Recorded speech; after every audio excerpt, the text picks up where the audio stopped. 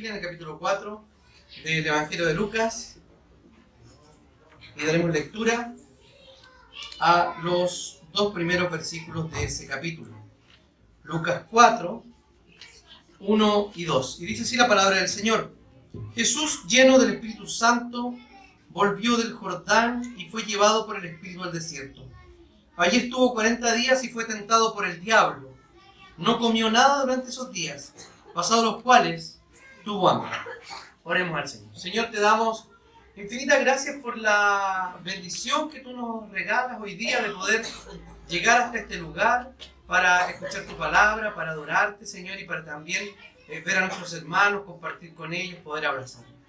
Te agradecemos, Señor, por la bendición de este minuto, en el cual podemos abrir tu palabra con libertad y leerla, Señor.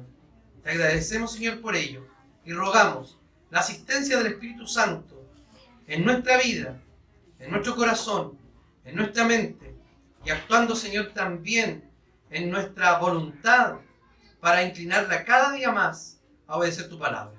Oramos en el nombre y por los méritos de Jesús. Amén. Este es el cuarto sermón de la serie, si no me equivoco, ¿cierto? Cuarto sermón de la serie, Paracletos, la persona y la obra del Espíritu Santo. Pusimos ese nombre extraño en nuestros oídos porque suena muy bonito, pero además de eso es la palabra griega que se utiliza para designar uno de los títulos del Espíritu Santo, que es el Consolador. O sea, una labor, una obra tremendamente importante del Espíritu, que es la consolación, el acompañamiento, estar al lado nuestro. También se puede traducir como abogado. Es como, una explicación sería uno que es llamado para estar al lado del otro, para auxiliarle, un ayudador. El Espíritu Santo, como veíamos en esta serie de sermones, es la tercera persona de la Trinidad. Es Dios mismo, presente, viviendo de manera misteriosa. Un Dios eterno, viviendo en seres finitos, como nosotros. Para auxiliarnos, para ayudarnos, para estar al lado nuestro. Y veíamos también que muchas veces el Espíritu Santo es pasado por alto, ¿cierto? Y nos incomodamos un poquitito. Con la Vale estábamos buscando, le dije, Vale, quiero que busques himnos y canciones del Espíritu Santo. Y la Vale quedó en un problema terrible porque me dijo, ¿sabe qué, pastor? Que no hay mucha. Y yo le dije, y las que hay son malas, ¿cierto? Sí, son malas. Entonces, como que no hay canciones al Espíritu Santo, como que no hay oraciones al Espíritu Santo, etc. Pero ¿saben por qué? Porque son gajes del oficio. El Espíritu Santo está llamado ¿para qué? Para actuar tras bambalinas, para mostrarnos a Cristo, no para aparecer Él en primer lugar.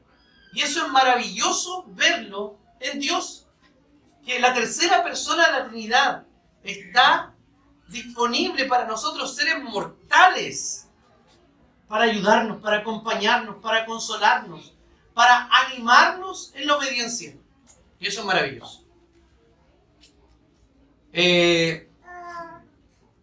Cuando pensamos en el cuarto sermón, el que vamos a ver hoy día, es el Espíritu Santo y Jesús. Cuando pensamos en la obra del Espíritu Santo respecto de Jesús, como que la limitamos un poquitito. No podemos negarlo, ¿cierto? Porque en la mente de los cristianos hay muchos errores cristológicos.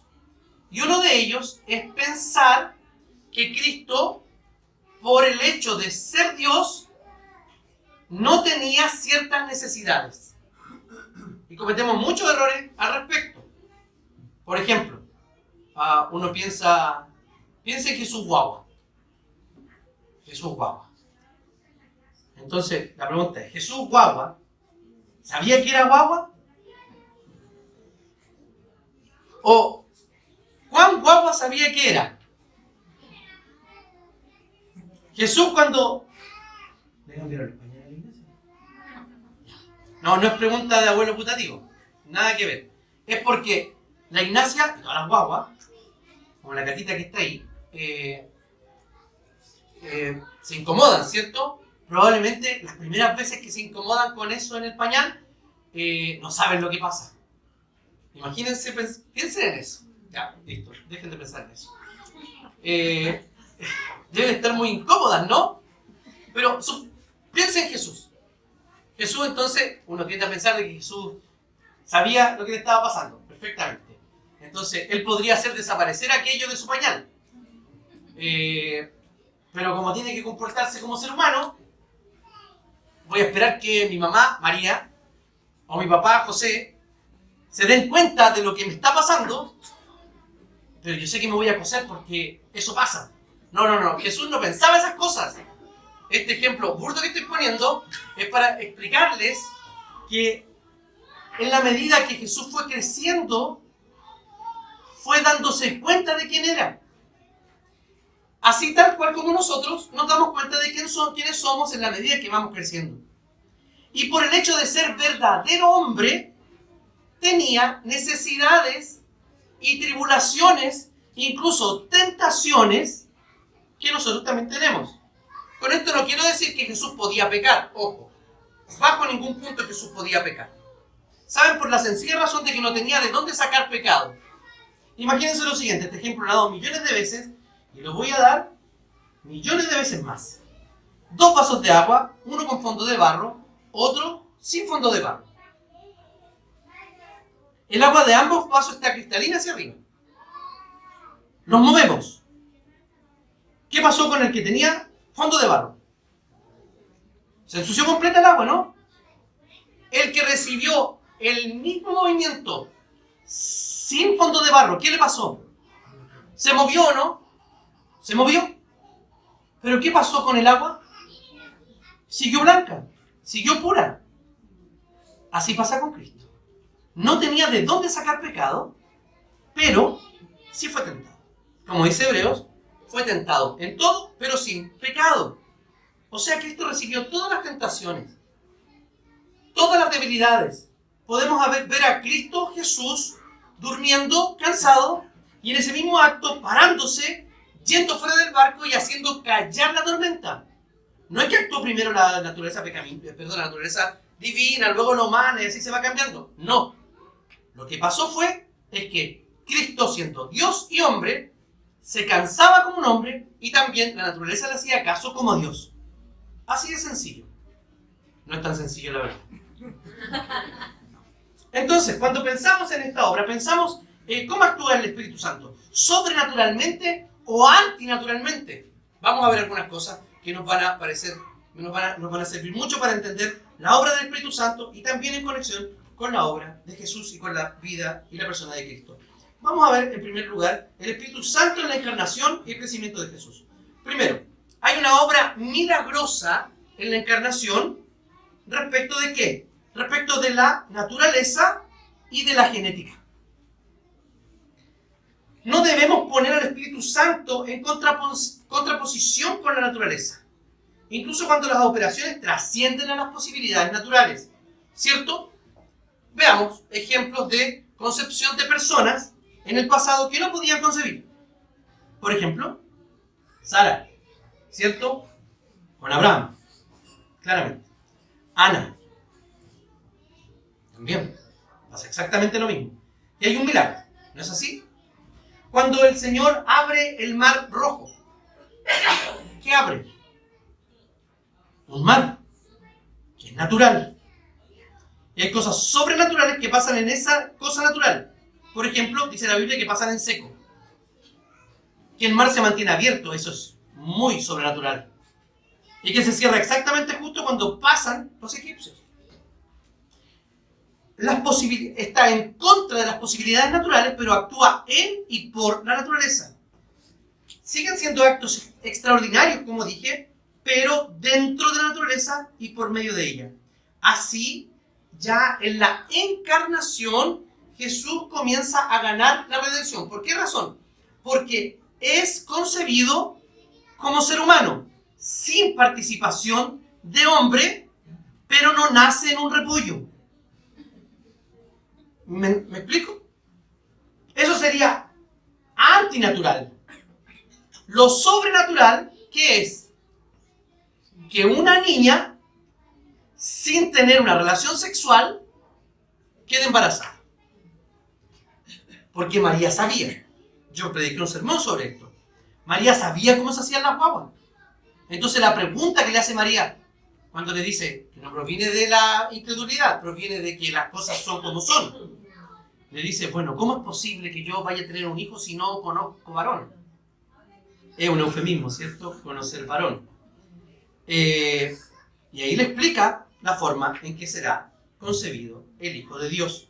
La naturaleza humana de Jesús fue creada por el Espíritu Santo en el vientre de María. ¿Preservando de qué esa naturaleza? La preserva del pecado. Eso quiere decir que no hereda ni la culpa, ni la contaminación, ni la condenación de Adán. En ese sentido, el segundo Adán, Jesús, perfecto, es capaz de ¿qué? De redimir el pecado que son de aquellos que son de su misma naturaleza. O sea, Jesús no podía hacer una imitación de ser humano. Porque si era una imitación de ser humano, no podía morir por los seres humanos. No era una apariencia de ser humano.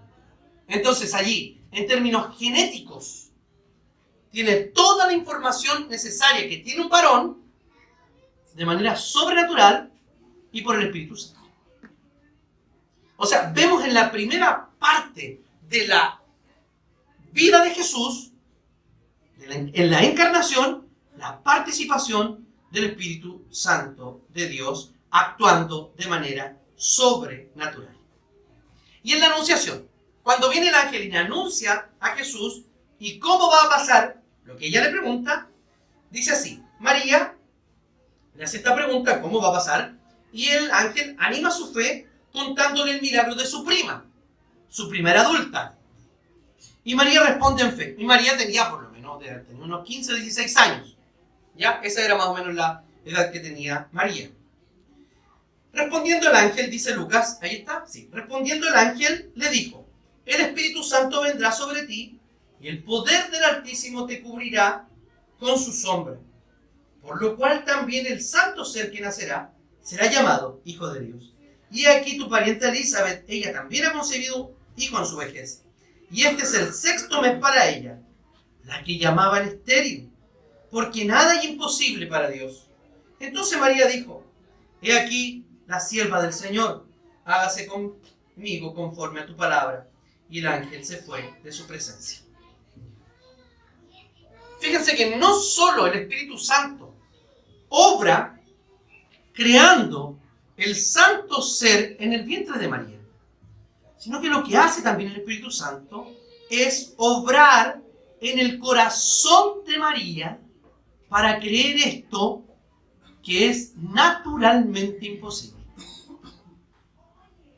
Y no solo naturalmente imposible, sino que podía tener consecuencias nefastas para María. De hecho, el propio ángel fue el que contuvo a José para que no la abandonara, para que no dijera suspendiera este matrimonio. Recuerden que estaban en el tiempo donde estaban casados de alguna manera, pero vivían un año separados. Y luego se juntaban, estaban en ese proceso. O sea, no había forma. Lo que María estaba arriesgando era su reputación. Porque las guaguas no nacen así. ¿Cierto? Todos sabemos cómo nacen las guaguas. Entonces ella arriesgaba su reputación. Y además de eso, al arriesgar su reputación, arriesgaba muerte. Estaba arriesgando demasiado María. Pero sin embargo, el Espíritu Santo actúa en su corazón para negarse a su reputación, incluso a su reputación de persona cuerda, porque era una locura decir que había concebido por el Espíritu Santo. Cuando nosotros pensamos en esto, el Espíritu Santo sigue actuando de esta manera. Así como actuó en el corazón de María, para que ella creyera a la promesa, y a pesar de lo que iba a pasar, ella creyera y actuara en conformidad de ella, a esa promesa, el Espíritu Santo sigue trabajando en nuestro corazón para ella. Porque lo que nosotros creemos probablemente hoy día no parece tanta locura, pero ha comenzado a parecer locura. Nuestra fe comenzará a ser perseguida. Y necesitamos la fortaleza del Espíritu Santo. ¿Para qué cosa?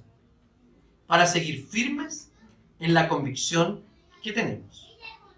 Y el Espíritu Santo ha trabajado de esta manera a lo largo de toda la vida de la iglesia, fortaleciendo a la iglesia para que, a pesar de que el mundo no crea o incluso condene lo que cree, la iglesia siga firme confesando lo que ella cree.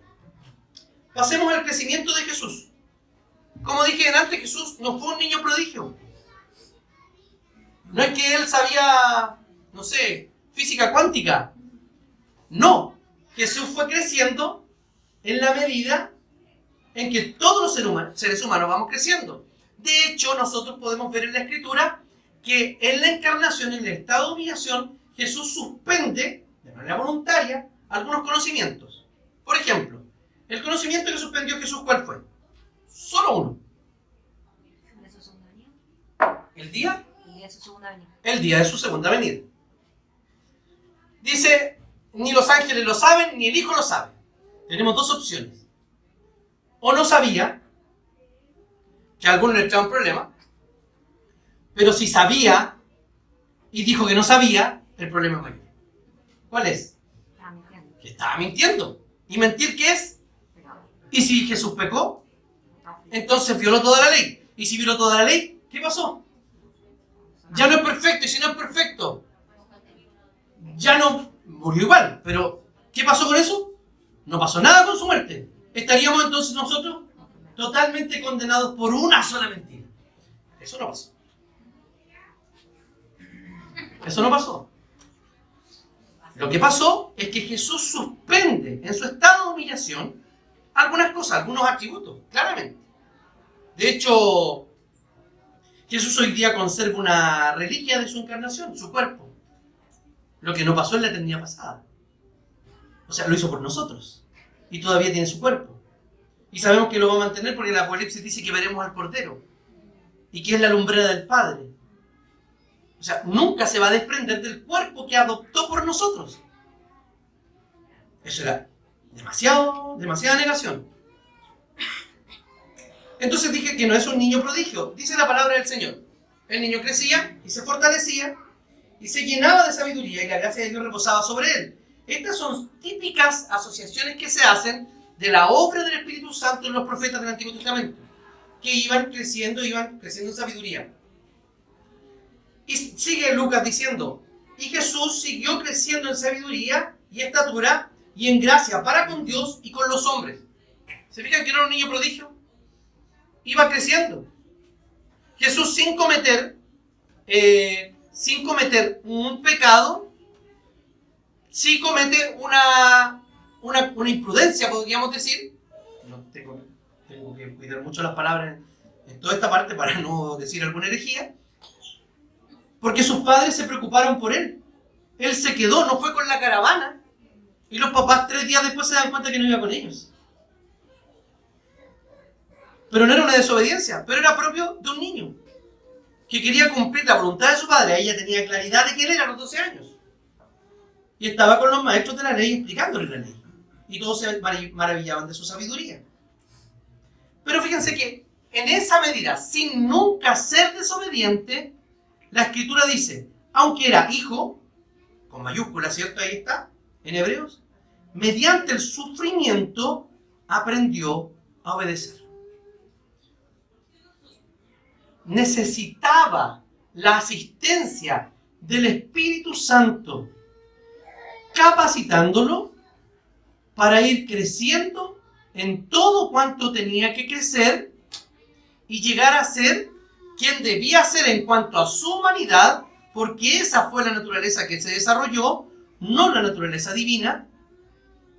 Pero Jesús no llegó a ser meramente lo que llegó a ser en su naturaleza humana por la naturaleza divina, sino porque como era humano y tenía las necesidades humanas, y por esa misma razón, por hacerse uno de nosotros, y para ser también uno completamente nuestro, debía depender del Espíritu Santo.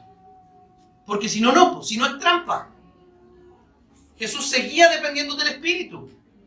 Ya no en esa conexión de Trinidad, sino en conexión de un ser humano, que era humano, pero a la vez era Dios, y el Espíritu Santo auxiliándolo para llevar a cabo su misión.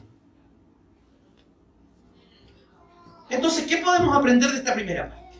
El Espíritu Santo, primero, está obrando en medio nuestro y fue actuando de manera activa en la encarnación, sigue siendo activo en nosotros, llevando a cabo la redención que Jesús hizo.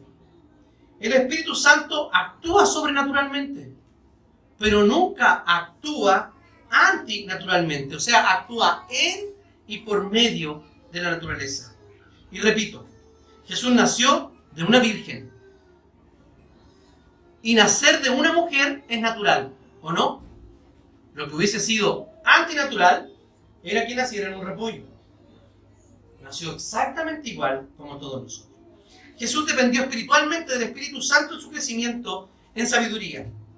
¿Cómo entonces podemos pensar nosotros de manera tan ingenua que no necesitamos del Espíritu para ser sabios y para cumplir la misión que el Señor nos ha dado en esta vida? Excluimos al Espíritu de nuestra vida y de nuestro quehacer, como si no tuviera nada que decir, como si no tuviera nada que actuar en medio nuestro, haciéndonos independientes del Espíritu. Nadie puede vivir sin el Espíritu Santo, y de eso Jesús es muestra.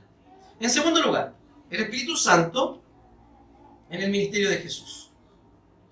Vamos a ver bautismo y tentación. Ya hemos leído, ¿cierto?, acá cuando Jesús va a la tentación después de bautizarse. Veamos el episodio del bautismo, donde dice, en Lucas 3:21, un día en que todo el pueblo estaba siendo bautizado, también fue bautizado Jesús. Y mientras Jesús oraba, el cielo se abrió y el Espíritu Santo descendió sobre él en forma de paloma. Entonces vino una voz del cielo que decía, tú eres mi Hijo amado, en quien me complazco. Hay un teólogo reformado que escribe lo siguiente sobre este texto. Otra prueba de la acción del Espíritu Santo en la vida de Jesús se ve en su bautismo, cuando fue consagrado por el Espíritu Santo y de él recibió poder para comenzar su ministerio público como mediador.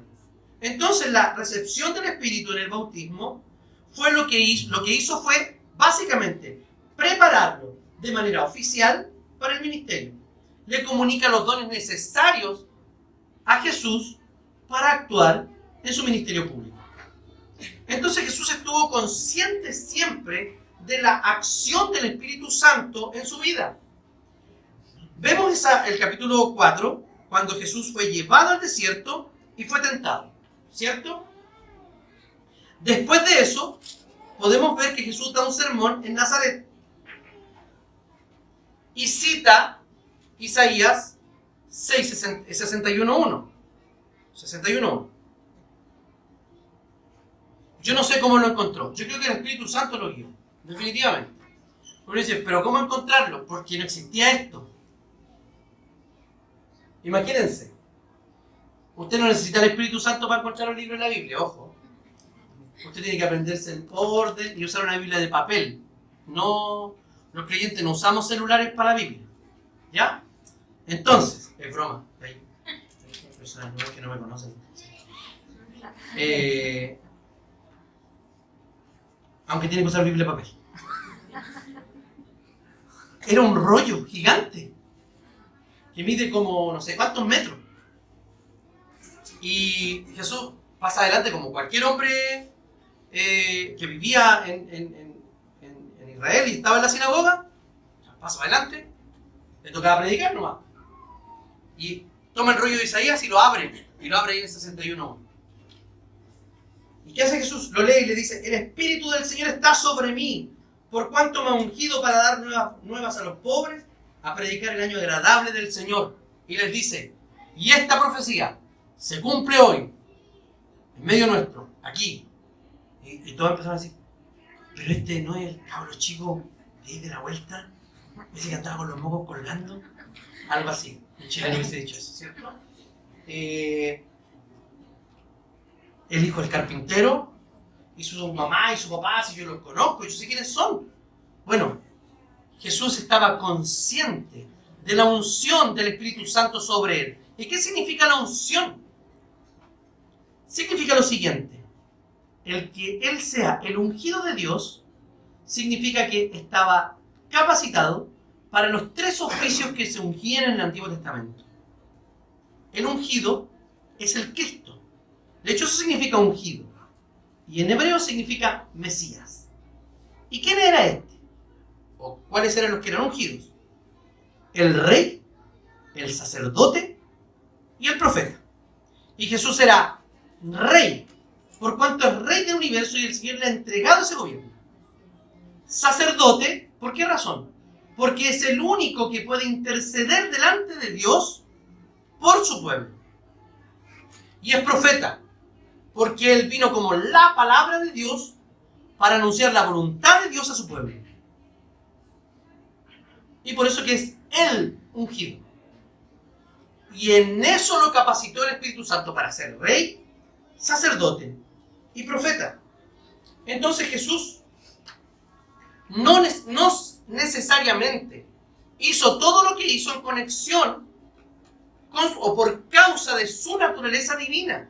Siempre, ojo, no son separables, siempre actúan juntas. Pero como ser humano, porque sí lo era de manera verdadera, necesitaba el auxilio del Espíritu Santo de manera permanente.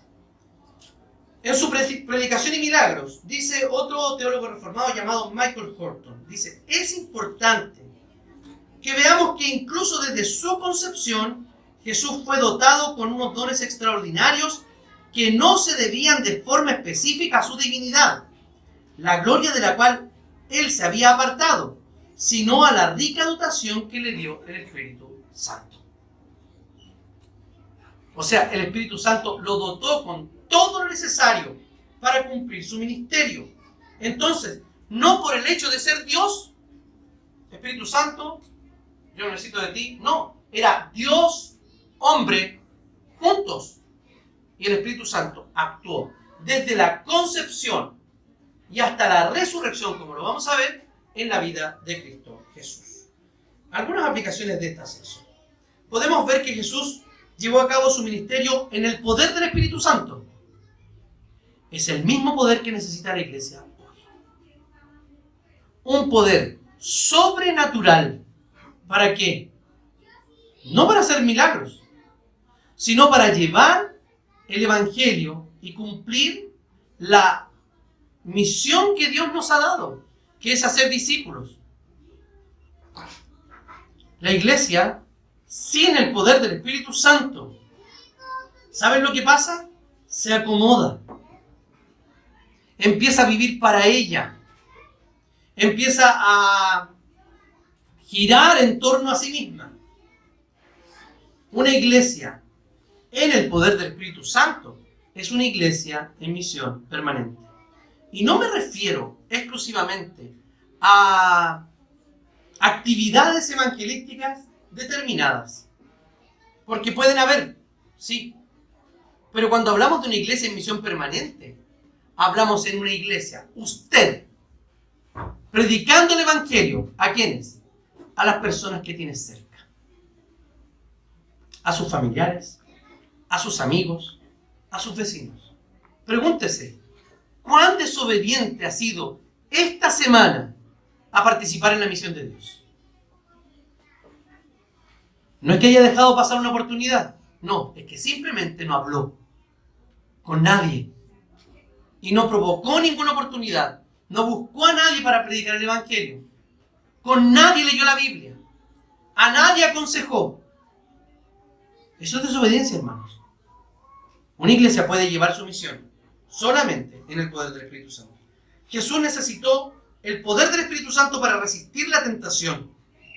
Fue tentado a ser autónomo. Si leemos la tentación, básicamente lo que quiso Satanás es: corre con colores propios. Eso le dijo. Eso es lo que le estaba diciendo. Y el Señor no quiso. ¿Y qué usó? Usó la palabra ¿Para qué? Para resistir al diablo. Y el diablo huyó de él. ¿Qué nos hace pensar entonces que nosotros podemos solos vivir la vida? Creer que podemos solos ya es un pecado de autonomía. Y además es una ingenuidad. No podemos caminar solos. Ese es un mensaje para la iglesia en general. Pero nos podemos dar cuenta de que es un pecado mucho más presente en el liderazgo de la iglesia. Que creemos que podemos vivir la vida solos, sin el auxilio de otras personas. Que es por medio de quienes actúa también el Espíritu Santo. Cuando alguien viene y le sustenta, le tiende una mano, le da una palabra de consuelo, no es solo esa persona que lo está haciendo. Es el Espíritu Santo que en y por medio de la naturaleza y de personas comunes y corrientes como nosotros, también está haciendo su obra. Ahora, no podemos negar esa obra directa en el corazón, porque el Espíritu Santo habita en nuestro corazón, dice la palabra de Dios, y allí nos fortalece, pero también actúa por otros medios, con otras personas. Entonces, basta de vivir solos. Abandone la idea ingenua y torpe de que usted puede solo con sus pecados, solo con sus problemas, incluso solo con sus éxitos. Porque cuando los vive solo, también son un peligro para alejarlo de Dios. Vívalo con otros. Y hay formas muy, muy sencillas y muy prácticas para vivir con otros. ¿Saben cuáles son? Siendo hospitalarios. ¿Y qué significa ser hospitalarios?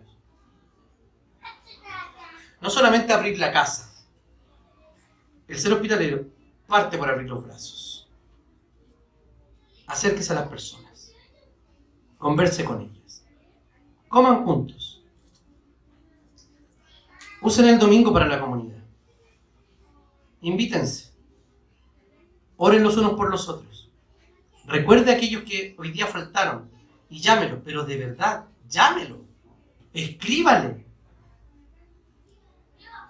Porque puede comentar 1000 fotos y leer 1000 memes, pero no destina un minuto de su tiempo para recordar a quién no vio el domingo y escribirle y decirle que lo extrañó. Así se vive juntos, orándonos por otros, etc.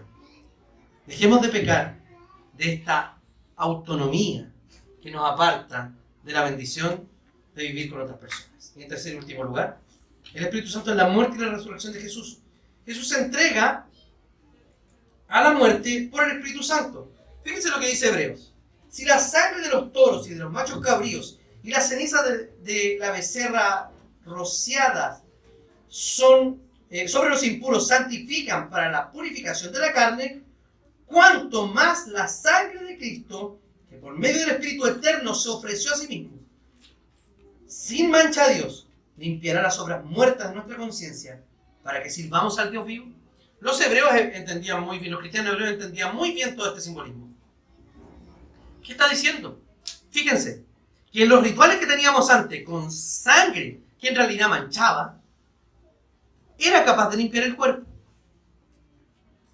¿Cuánto más la sangre de Cristo? Que, ¿cómo dice? Que se ofreció a sí mismo sin mancha a Dios, ¿por medio de qué? Del Espíritu eterno. Esto es inevitable que recordemos el evento del Getsemaní. Antes de que Cristo se entregara, unos pasos más adelante, dice el Evangelio, se inclinó sobre su rostro y comenzó a orar. Y decía: Padre mío, si es posible, haz que pase de mí esta copa, pero que no sea como yo quiero, sino como lo quieres tú. Ya. Otra pregunta capciosa.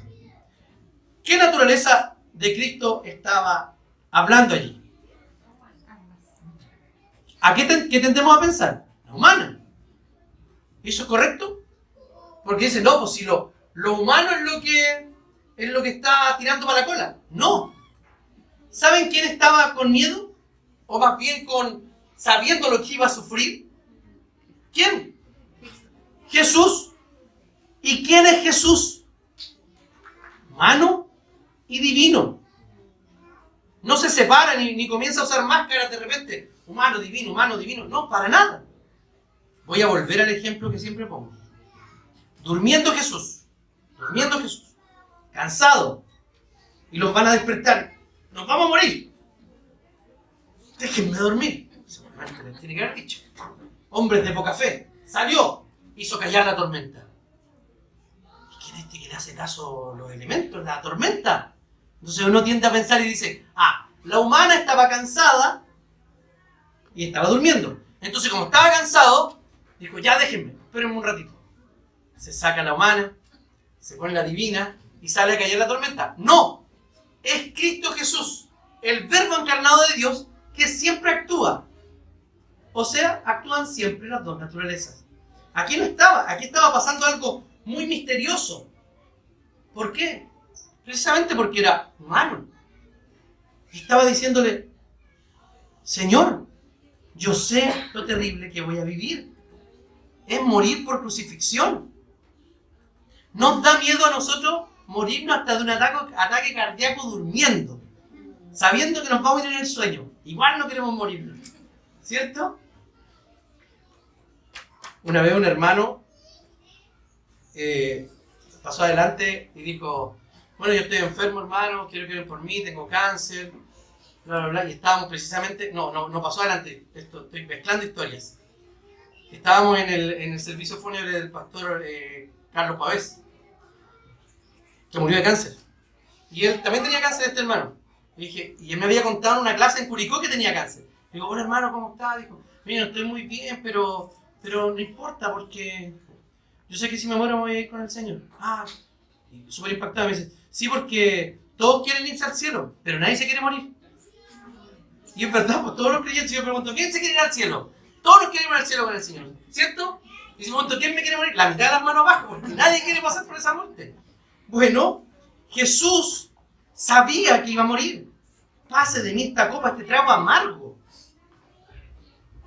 No se entrega entonces en conexión con su divinidad, sino que es el Espíritu, según Hebreos, quien lo fortalece para hacer la voluntad de Dios. Es la Trinidad misma actuando en comunión en esta entrega por amor. Gracias al Espíritu Santo, Jesús se ofreció en un sacrificio perfecto. No se le obligó a morir contra su voluntad, para nada. Fíjense lo que dice el Evangelio de Juan. Por eso el Padre me ama, porque yo pongo mi vida para volverla a tomar. Nadie me la quita, sino que yo la doy por mi propia cuenta. Tengo poder para ponerla y tengo poder para volverla a tomar. Este mandamiento recibí de mi Padre. La voluntad de Dios era que viniera y muriera y que también resucitara. Fíjense que Jesús no lo hace de manera involuntaria o a regañadientes, porque termina la petición del Getsemaní diciendo, pero que no sea como yo quiero, sino como tú quieres, Señor. El Espíritu Santo trabajando en el corazón de Cristo para aceptar de manera agradable la voluntad de Dios. Y la voluntad de Dios, ¿qué era?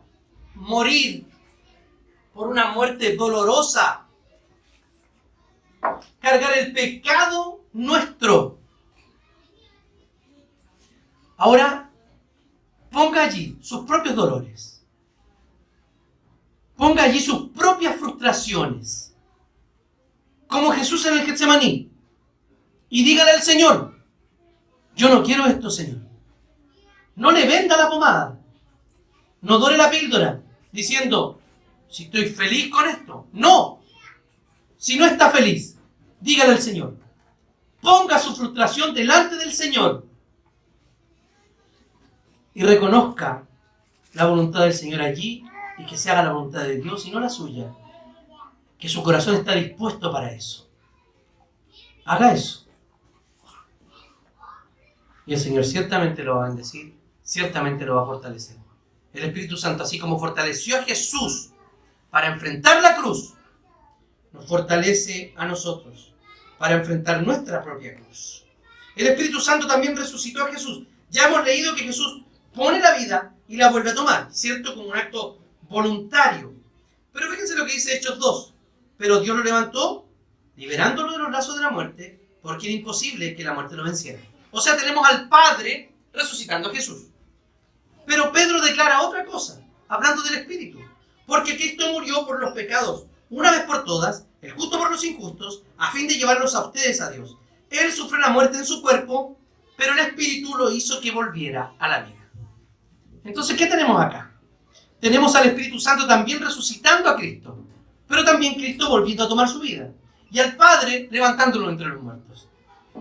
Tenemos una acción trinitaria, pero el Espíritu sí participa en la vivificación de Cristo Jesús para traerlo nuevamente a la vida. Ese cuerpo o esa naturaleza humana que había muerto, ese Jesús que había muerto, completo, todo, por nuestro pecado, y ese cuerpo que había sido molido por nosotros, se volvió a levantar y hoy día está sentado a la diestra de Dios. El Espíritu Santo volvió a traerlo a la vida. ¿Qué podemos ver acá? Podemos ver que el Espíritu Santo es quien asiste a Jesús para ir a la cruz, ¿cierto? Necesitaba la asistencia del Espíritu. Jesús no iba con una obediencia obligada y a regañadientes, sino voluntaria. Ese mismo Espíritu que llevó a Jesús a la cruz nos lleva a nosotros a obedecer de corazón y a morir por Cristo cada día, a negarnos a nosotros mismos y a tomar nuestra cruz. Pero lo que hacemos nosotros, cuando renegamos y no queremos tomar la cruz y enfrentar los sufrimientos a los que el Señor nos pone, estamos resistiendo también la obra del Espíritu Santo para que nuestro corazón se incline a obedecer la voluntad de Dios, aunque a nosotros no nos guste. El mismo Espíritu que resucitó a Jesús nos ha resucitado a nosotros de nuestra muerte espiritual. Dice Tito lo siguiente: nos salvó y no por obras de justicia que nosotros hubiéramos hecho, sino por su misericordia y por el lavamiento de la regeneración y por la renovación en el Espíritu Santo. Regeneración, renovación, habla de una nueva vida. ¿Y quién la da? El Espíritu Santo. Ya hemos sido resucitados, así como Cristo fue resucitado corporalmente. Nosotros por el mismo Espíritu ya hemos sido resucitados espiritualmente. Pero aquí no termina la cosa. Hay una promesa escatológica, una promesa para el futuro. Que pase lo que pase, podemos morir de la manera más terrible, ¿o no?